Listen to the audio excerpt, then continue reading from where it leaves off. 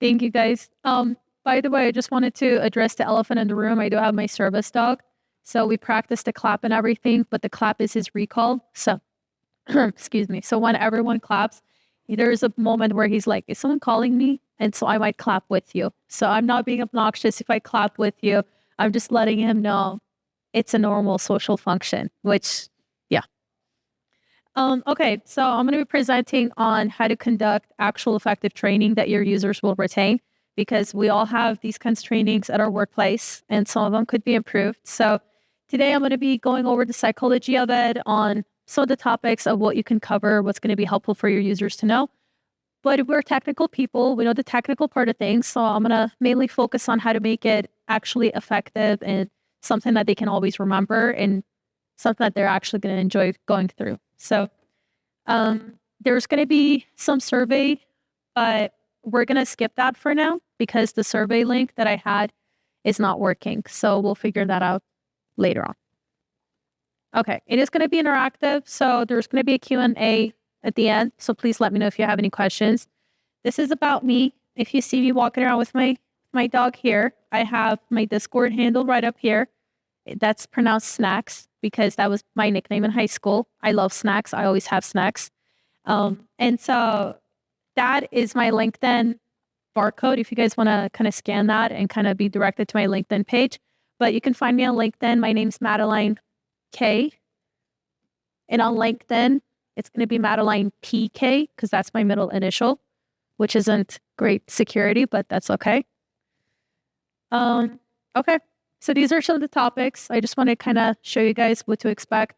But I want you guys to kind of be aware of what you're expecting for this training.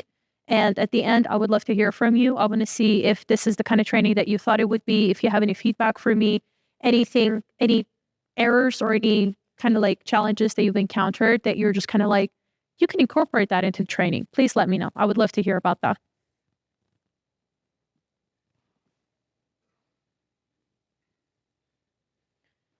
Okay. We are going to skip this one because, like I said, the feedback link doesn't work, but please do let me know. This is a cool little animation thing, sort of. And I think that it's very helpful for people to realize that a lot of times in an organization, you have to understand that technology can't do all the work for you. And as you guys know, with phishing and all the social engineering stuff that's out there, humans are they're the biggest vulnerability because something as simple as people being busy is something that you can exploit. So if like in today's talk, Dave Kennedy kind of presented, and he talked about how there was an MFA fatigue and some teenagers were able to get into the network just because the administrator kept saying no to the MFA. And then at a certain point after like 19 attempts or something, he was just like, yeah, sure, whatever. Yes. And so some teenagers were able to get into the network. So something like that, you have to remember that humans are the biggest vulnerability. Let's see. Okay.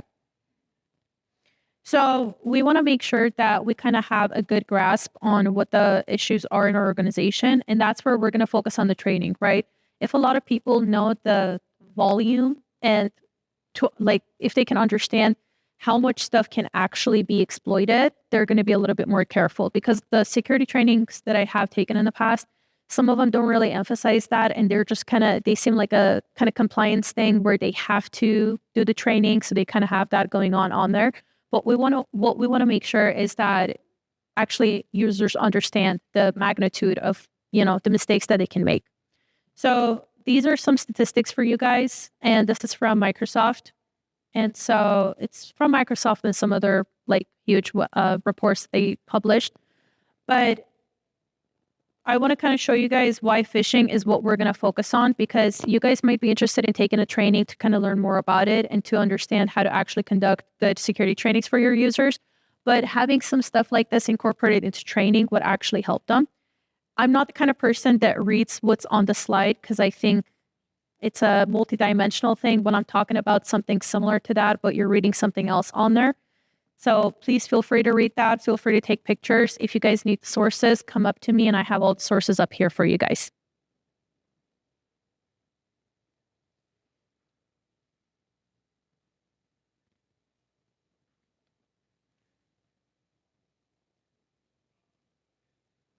There we go.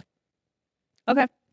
So this is, I know this is weird to say, but this is my favorite slide. And this kind of explains the user information from a lot of different companies. And this is from Microsoft, actually, and I have the QR code up there. I don't know if you can scan it if you're especially in the back, but that is the source. You can get the data from there. And what I wanted to kind of emphasize is the biggest problem is that even though users understand that it's a phishing email, sometimes they don't report it or they don't actually know who to report it to. So I want you guys to think about what do you do if you see a phishing email?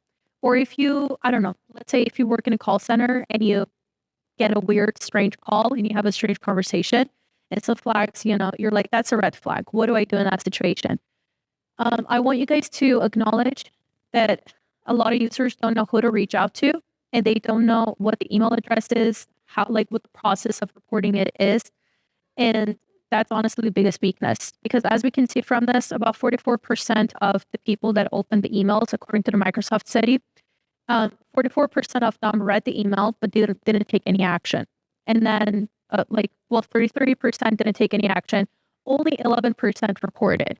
And that is very low, especially with today's standards. I would say if it was like, is that because I was doing this? Is the audio okay? Okay, I heard a little, okay. I want you guys to understand that user reporting is very important, because even if they haven't clicked on it, you still want to get a heads up for it. I've been in scenarios where from the time that an email was sent out by someone who's like trying to, exploit some vulnerability or something, from the time that was sent out, you don't really get a heads up about it until a user reports it within like 20 minutes or something, or until a malicious kind of behavior is taking place, right? So the faster you can get a heads up, the better it is going to be. And like some of the organizations I worked with, on every laptop, they had the support kind of phone number on there. So if anybody needed support at any moment, they could just literally look at like behind their laptop, like on the on display, and it would have a sticker on there. So if you were like locked out of your account or whatever, you could just call that number. My suggestion, and this is my personal suggestion and my personal and professional suggestion, I would say have an email address where users can report that to. Most often you just submit a ticket or you email someone about this, but make it easy for your users to report stuff like that to you. If you have managers where they're kind of like gatekeeping some of that stuff, make sure that the managers also make sure that the lines of communication are open so users feel comfortable reporting it and they're not worried about making a fool out of themselves. Because trust me, that's a real thing. So 7.8% of the people in the study clicked on it, and the other stuff we can look through it, sure.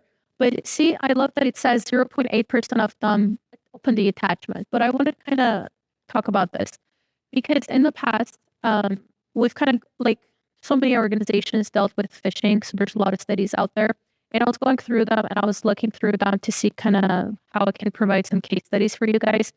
And the biggest thing that I wanted to show you guys is there was a case where they did the whole study and there was this team that just could not get it.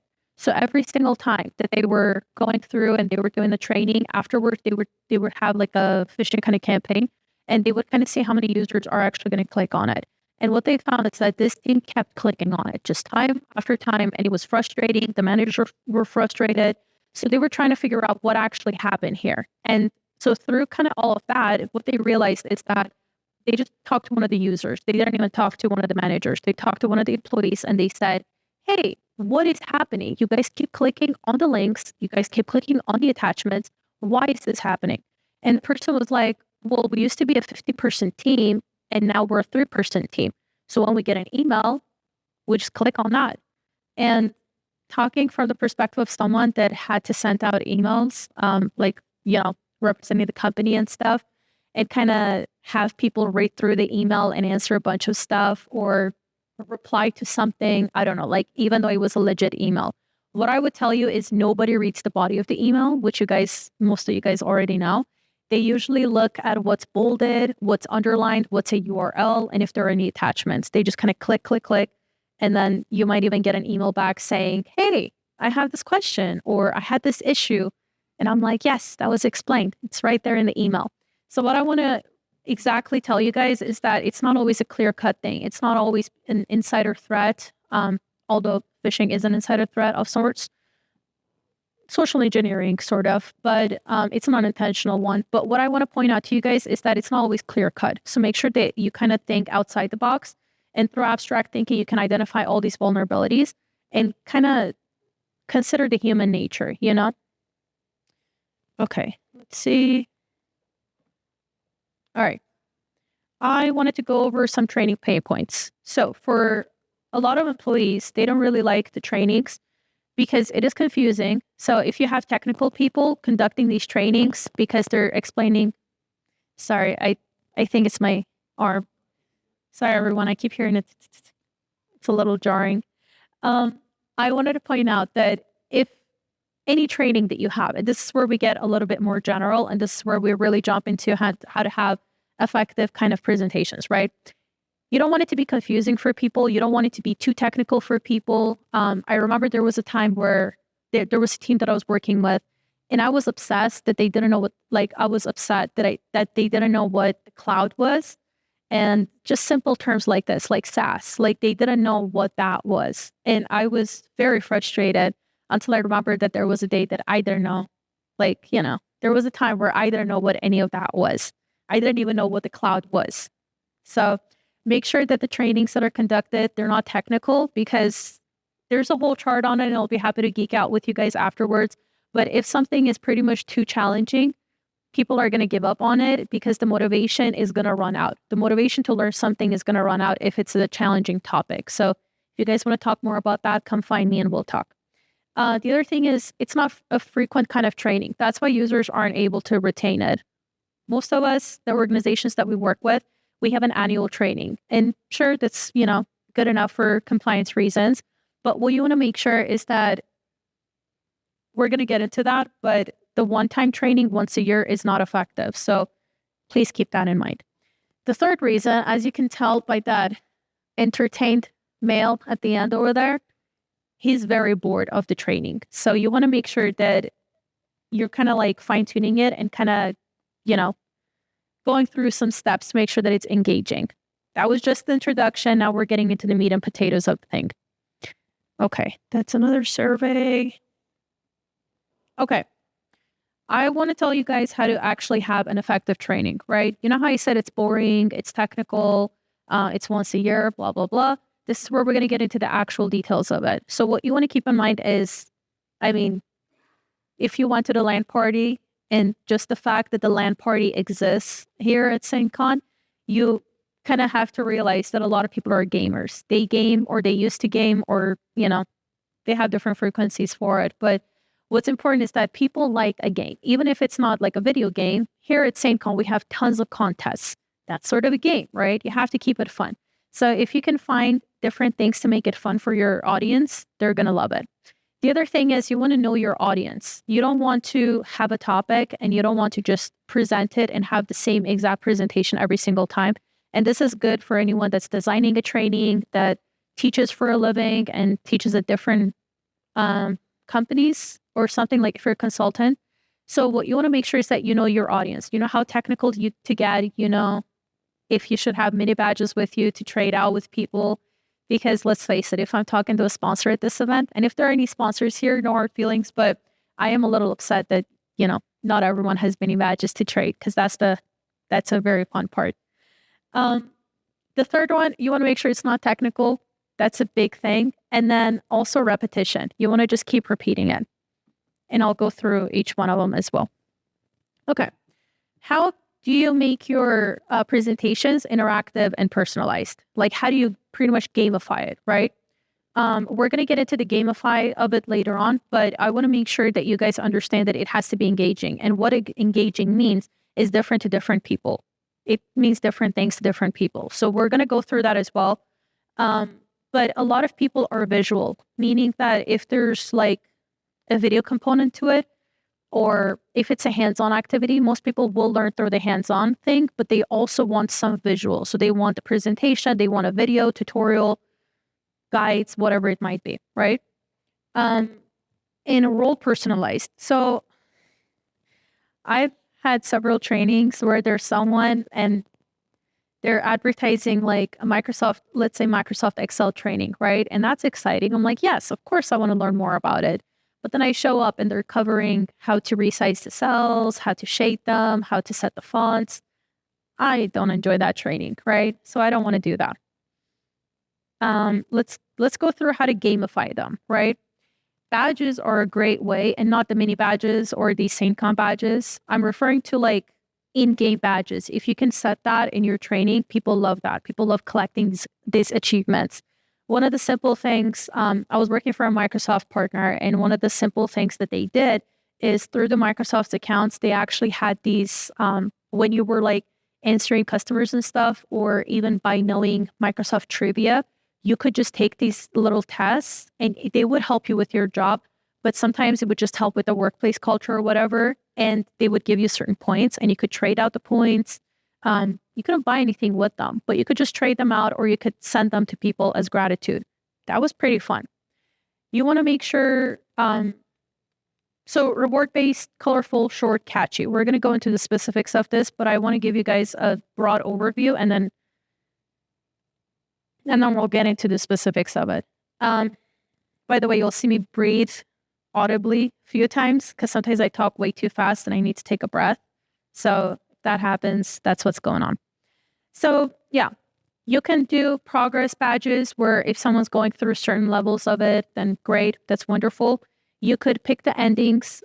They could pick the endings for the training and they could kind of like understand and explore different situations, especially for people that are technical like us. We want to kind of explore things and we want to figure out, you know, what's this? What's that? How do we do this and all that stuff? Okay, let's go through the other one. I wish I had my flipper 0 so I could just... Okay, so the audience. I'm going to go through a little bit quickly here because it is already 2:00. I'm planning on ending this presentation around 2:15. That way you guys, like 2:15, 2:20. That way if you guys want to attend any other talks or if you guys have another event to go to or something else, that you guys have time for it. I'm not going to talk the whole time, so it's all right. So what you want to keep in mind, like I said, audience matters, right? The biggest thing that a lot of people don't realize is, yeah, the employees have to complete the training, but they're not happy about it. So how can you make them at least get something out of the training, right? So we have voluntary, involuntary, and apathetic. The way that I like to rephrase these words is you have the people who are eager to be there, whether it's because, you know, they just want to learn more about the topic or they're interested in the trainer because they're like, oh yes, this person always has amazing presentations. I want to be there. Different reasons, right? You got the eager people, you got the involuntary people that don't want to be there. And I call them prisoners because they're just sitting there. They have to spend their time on here. So you want to keep that in mind, right? Not everyone's going to be excited to be at a presentation. I'm hoping that you guys are enjoying this presentation, but I know that there's different mix, right? Like I'm very aware of that. And so when you're presenting or when you're designing trainings, you want to kind of keep in mind and keep these in mind, and you want to kind of mitigate the pain points as much as you can. You cannot make everyone happy. And we all realize that, but at the same time, you could mitigate little things because if there's a little tiny thing that someone enjoys, they're more likely to pay attention, right? I love when people say it's my ADHD, I can't pay attention. But the truth of it is if something's interesting, it'll spark in your brain, you know, and it'll help you pay attention. So the apathetic people are people that just don't care. They're there. They don't have a feeling one way or another. I like to kind of say that those are the people that, and this is true in different environments, right?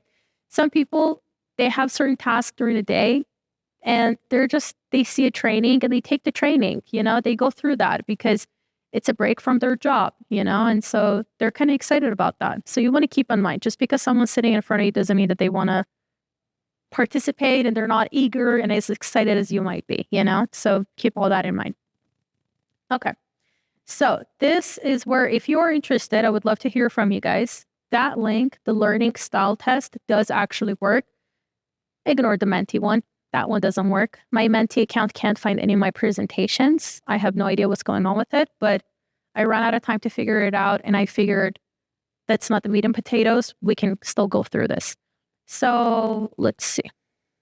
Okay. So the learning style tests. Is anyone familiar? Like, show of hands. Is anyone familiar with like the learning styles? Like, do you guys know what I'm talking about when I just say learning styles? Yeah. Okay. I'm seeing some. Okay. Perfect. Perfect. So for those that don't know, different people have different learning styles, right? It's not clear cut. It's not that. So there's three categories: visual, auditory, and I think tactical is the third one. Pretty much visual is you learn through guides, tutorials, videos, presentations. You want to see something. Auditory is people who like podcasts. So I like a mix of different ones, right? The tactical ones are people who are like, I only learn through hands-on. What you got to keep in mind is even if you're the kind of person that learns through hands-on kind of training, like we're technical people, right? Whether you learn coding, scripting, I don't know, AWS stuff, Microsoft stuff, whatever it might be. Even though you learned through hands-on training, you actually still followed a guide. You followed a video. Somebody showed you what to do. So that visual aspect of it, that's where it comes handy. So I want you guys to acknowledge that once you take these, I am curious about the results. And that's what the survey was going to show us, is how many people are going to be visual learners. But I would like to tell you guys that a lot of people are visual learners. So when you're designing a training, don't just design it because it's something they have to pass or whatever like that. Design it to make it a little bit appealing because, like I said, people are going to pay attention. And there's a huge saying that says, just because I'm aware doesn't mean I care. So you want to make sure that it's something that majority of people are going to be excited about. So, okay. Now we're going to get into some of the other categories. I wanted to go over the content level here. You want to make sure that it is non-technical, right? So when I said that was where the thumbnail, like the thumbnail is for the non-technical one that we covered earlier, you want to make sure that the people that are actually presenting, they know how to talk to different people. I talked to people in a technical organization thinking that I was talking to like engineers and analysts and people who knew what I was talking about. Turns out some people didn't know what the incognito tab was. They didn't know what the task manager was or the taskbar even. So I was like, okay, we'll adjust. That's all right. I would have appreciated a heads up. So this is where I said we're going to get into the generals of it because we're starting with phishing and all that, but I want you guys to have these skills. If you do if you do YouTube videos, if you do TikTok videos, even LinkedIn stuff, I know that the video content is getting pushed a lot by the algorithm, so they want you to keep posting videos. But even like, let's say you do LinkedIn Learning or Udemy videos, like let's say you prepare those, you want to kind of keep some of this in mind. And this is where we're getting a little general. I was worried that if I just covered phishing, that would undercut a lot of the population that might come to the training. And so I was like, let's keep it general because this is a good life skill. Okay, so there are some really cool things here. You want to make sure that you're using relatable scenarios. So instead of me explaining how the cloud works to you, I would be like, well, you are going to send an email. And when you send an email, blah, blah, blah. And I'll walk you through the steps, right? If you give them a scenario where they can kind of understand what's happening and they can kind of solidify it in their minds, that'll help. You want to use common words. Don't get technical unless you know that you're talking to technical people, because if you use enough jargon, they just stop listening. So keep that in mind. And not everyone's super technical. So I want you guys to acknowledge that as well. And that's why I said don't use technical jargon. Follow the learning styles. Like I said, a lot of people are visual, but then I see a lot of trainings where the graphics and everything, it's not pleasing to the eye. It's maybe like a white background with black text. And that is, we all see that. Like, you know, so you want to make sure that it's something that kind of gravitates their attention to the presentation. The other thing, and this is something that isn't study-based, but it is something that I found through presenting to hundreds of people. I don't know the exact number, but it's been a ton of people through the years. Light mode versus dark mode. What that means is the presentation style, right? I remember distinctly that I had a supervisor that was upset that I was doing presentations like this because it's dark or it's depressing and this and this and this. Well, when you're someone technical, you're staring at a computer, you're staring at your phone, your eyes are just fatigued, right? So if I have something super bright, and this is great, right? The lighting, like the lighting that you guys did is fantastic. But if it's like traditional kind of training where someone's going to have to complete it at their cubicle, or they're going to be in a tiny little room and you have something just blaring in their eye, they're not going to really enjoy it. And with the younger generations, they kind of like something that moves on the screen instead of just the text, you know? That's why I also make a point of not really reading what's off of there and just kind of explaining things as we move along. Because, yeah, you can read, you can listen, you know? The two senses can work together. I don't know if they're senses, but the two can work together. So, yeah, light mode versus dark mode. So kind of keep that in mind as well. Okay, repetition. This is my favorite. So the 3X rule. I was talking to someone who has a degree in like teaching, but like mainly like the psychology of teaching instead of actually just, you know, they're not a teacher, but they kind of did their PhD and everything. And they went through all these studies to identify how people actually learn. And they said something that really clicked with me. And it's been years since I've talked to them, but I've applied it to any of my trainings. And I will give you guys a scenario of why that works. But for now, let's just cover the 3X rule. Typically, a lot of people, you can't just tell them, hey, let's learn HTML. This is HTML. There you go.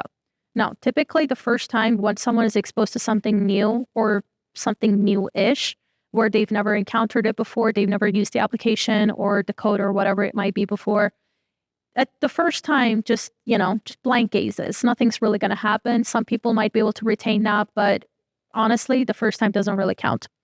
The second time is when they're just kind of like, oh, HTML. Okay, I think I've heard of that, which I know that's a basic example. I understand that, right? But the second time is when they're like, oh, I think I've heard that word before. Okay, now I'm kind of paying attention. The third time that you cover a training or a concept or whatever it might be, the third time is when people are actually paying attention, and that's when they learn. So if you're the kind of person where you have to go through a lecture and then you study afterwards, or you study right before a test or something like that, that's the different layers, right? Sometimes you might need to read the same chapter 3 times or 4 times or however many, right? But on average, understand that anything that you're teaching, people are not going to retain it the first time or the second time around. So you want to make sure it's repetitive. Annual trainings, it says avoid. I understand a lot of organizations have these challenges, whether it's resources, like employee time, or they don't have the budget for it, or they have the same training that they push out every single year. Understand that people are just going through the motions, which means they're just clicking next, because they're just trying to get through the training. Or worse yet, and I am a little guilty of this for any previous admins that might know me in my audience, I'm guilty of this where I'm like, okay, I still have a work to do. I have to complete this. I understand that. I'll wait for when we don't have a huge amount of workload. That's one scenario that if I have the time, yes, I complete it.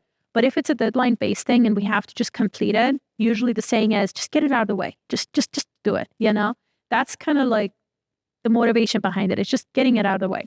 So what you want to make sure is that some people actually have on one monitor, they're doing their job, and on the other monitor, or sometimes even this window is in the background, like the training window is in the background, they're just trying to get through it. They're just waiting for the screen to, I don't know, whether it's like 10 seconds per page or whatever. You know how it doesn't let you click unless you've waited 10 seconds or whatever? They just have it in the background. They don't care. So with you guys understanding that and knowing that not everyone wants to do the training and not everyone's going to retain it, please understand that I know those safeguards are there for people to pay attention, but that still doesn't help. So there are ways around everything. Testing and everything does help, but those are some of the pitfalls. Please understand that part of it. Unexpected training. Okay, this sounds kind of like a trick or like a, hey, pop quiz, everyone. We're not going to do that. But the unexpected training part of it is important. Like if you have a manager that just does team meetings, I don't know, every week or something, every once in a while they can throw in, I don't know, a topic and be like, oh, like this organization was hacked. Oh, can you imagine if that was us? Oh, and kind of like casually talk about it, right? Kind of reset it in people's brains and kind of have them think about it overall, right? A lot of us that are here, if not everyone that's here, we are technical people, right? That's why this session is for non-technical users. So this is when you're training to hundreds of people, right? And you want to make sure that you make it as accessible, as engaging, and as sort of likable as possible. One of the tiny ways that I did that is, if you guys can see the color keeps changing, that's a video in the background. That's where we were having issues because these aren't actual like PPT slides. Technically, it's a video. And so I always have something going on in the background. I know it's not engaging. Usually I have videos and I have goofy little animations and stuff, but I try to keep it a little bit, reserved and a little bit nice for this. But typically I have fun stuff in the background because I'm usually training a lot of people who don't want to be there. So I want to make sure that it's something that grabs their eye and their eye can move around. Personally, I'm very ADHD if you didn't hear me at the beginning of the session.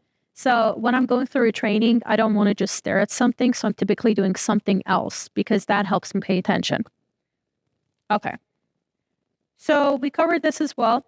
I still wanted to emphasize that we have to work together. And like I said, humans are the biggest vulnerability. That's why I love social engineering. I love it. Every time I go somewhere, I'm just thinking of all the ways that this place can be exploited and all the things that people didn't see. And it's shocking to me, but it's kind of like exciting because I'm like, oh my God, if I can help, that'd be fantastic. So, yeah, sometimes just for the fun of it, I try to see what information I can get out. Like if I call my healthcare provider, I don't give them the password before talking to them and they kind of fail. And so at the other end of the conversation, after I talk about my insurance and this, I'm like, hey, you didn't ask me for my password. You just gave me all my information. And you didn't even know that that was me because I'm calling you with a different phone number. So thanks. My information could have just been exploited. Like, dude, So I usually give them a little heads up. And if there's someone, I can be like, look, I don't want them to get in trouble, but just a heads up. Medical information was the fad for a little time. Hackers were looking for that. Now they're just going after government systems. But yeah, sorry, a little side note. Okay, so it is 2:13. We're at the Q&A session. Like I said, I promised you guys that I would end early so that you guys can go and have fun and not be running to your next session or whatever like that, because I've been there. So if you have any questions for me, please bring them on. If not, you're free to go. If you would like to stay, you're welcome to. But yeah, we're just going to hang out now. Thank you.